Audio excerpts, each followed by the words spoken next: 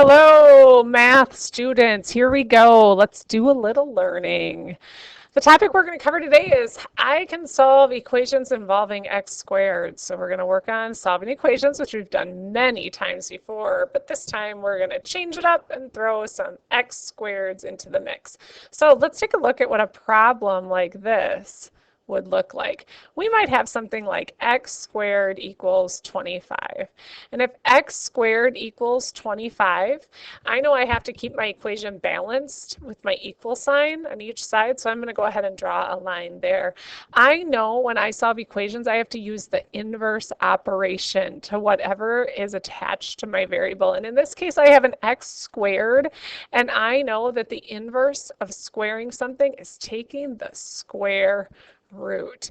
When I take the square root of x squared, I end up with just plain old x. That's why I did it. It's the inverse operation. It gives me my x all alone. And then I take the square root of 25. And that's a little trickier because I want to know what number multiplies by itself to give me 25. I know that 5 does because 5 times 5 is 25. But I also know that negative 5 does, because negative times a negative, negative 5 times negative 5, also gives me positive 25. So this is my solution to my equation, and now I'm going to go ahead and check my answer like every good mathematician would do. I fill in a 5 for my x, and if I square it, 5 squared sure enough is 25. And if I fill in a negative 5, and I square it, negative 5 times negative 5, 25 as well. And you know, when fantastic math like that happens, crazy things happen like, boom, the fireworks go off. Our work is so great. Let's see if we can keep it going on another problem. Let's get a little bit harder. All right, so this time, what makes this one a little trickier is I have this 3 attached to my x squared, but that doesn't bother me because I know when there's no operation, it actually means multiply. And I also know, being the great math student I am, that if I have a multiply by 3 attached to my variable, I can undo that operation by dividing by 3. Because 3 divided by 3 gives me 1, and 1 times my x squared is going to give me x squared equals 9. And now I'm left with 1 just like that first example where I need to take the square root as the inverse operation to x squared. When I do that, I get x equals 9. 9's fantastic because it's a perfect square. That means it gives me a whole number answer when I take the square root. So I get positive 3 or negative 3. And so I'm going to check it out just to make sure I'm right. I'm going to fill 3 in my equation. So I get 3 times 3 squared. Well, 3 squared is 9.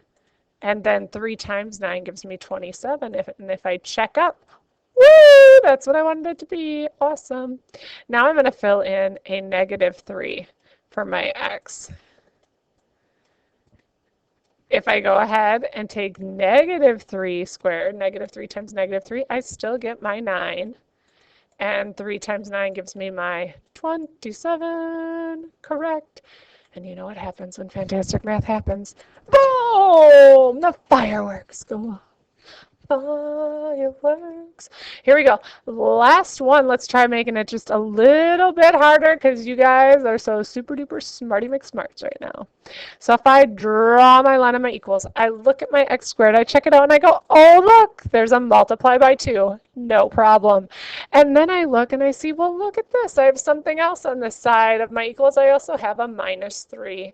And this problem makes me think back to solving some two-step equations when they had multiplication and subtraction in there. And I remember that I always have to get rid of or undo the subtraction first. And I also know that to undo a minus 3, I add 3 to both sides. If I do that, these 3's cancel and I get 2x squared equals 5 plus 3 is 8. Now it's back to that problem that I just did. It looks just like it. It has a multiply by 2. So I'm going to use the inverse operation of divide by 2 on each side. This will give me my 1, so I'm left with my x squared equals 8 divided by 2 is 4. And then I have my x squared. That looks like the very first problem, which I remember, square root. And once again, I have 4, which is a perfect square. So I know I'm going to get an answer of 2 or -2. There's my solution to my equation. Now I can check it out. Check it out. This one's a lot more interesting to check because there's so many steps. I go 2 times 2 squared, my answer for x, minus 3. 2 squared is 4, following my order of operations. 2 times 4 is 8, and 8 minus 3 gives me a 5, and I look back and whoop, whoop, that's exactly what I wanted it to be. Now I'm going to fill in my -2.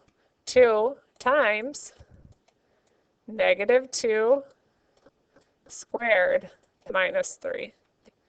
-2 squared is -2 times -2, which gives me 4. 2 times 4 gives me 8, and 8 minus 3 gives me 5. And sure enough, it's a match. So I got it, and I'm listening. I'm listening. Are you listening? Boom! There they are. You knew they were coming. Fireworks. All right, so pretty good. That's good stuff. That's all of our work here on solving equations with x squared. Go get to it.